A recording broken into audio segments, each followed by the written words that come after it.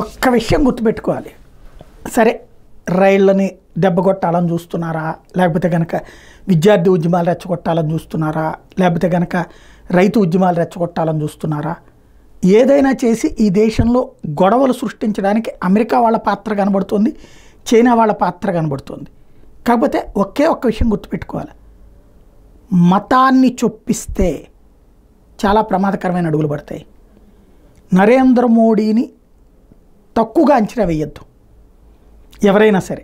ఎందుకు అంటే గోద్రా అన్నటువంటి సంఘటన సుమారు 60 మంది కరసేవకులని పట్టపగలు చంపేశారు.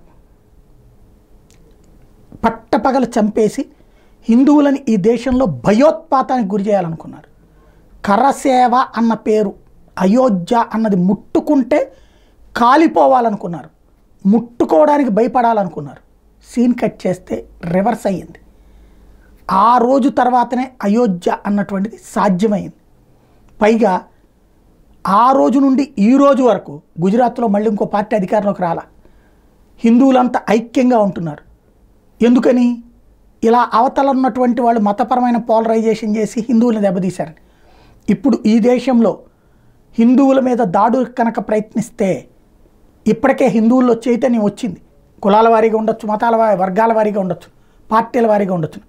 కానీ హిందూ జాతికి ముప్పు కల్పించే ప్రయత్నం చేస్తే ఆ ప్రయత్నం చాలా ప్రమాదకరంగా మారుతుంది. బంగ్లాదేశ్ అవ్వదు ఇక్కడ. బంగ్లాదేశ్లో గుర్తుపెట్టుకోవాల్సింది ఏంటి? మైనారిటీలు అణచివేతకు గురయ్యారు.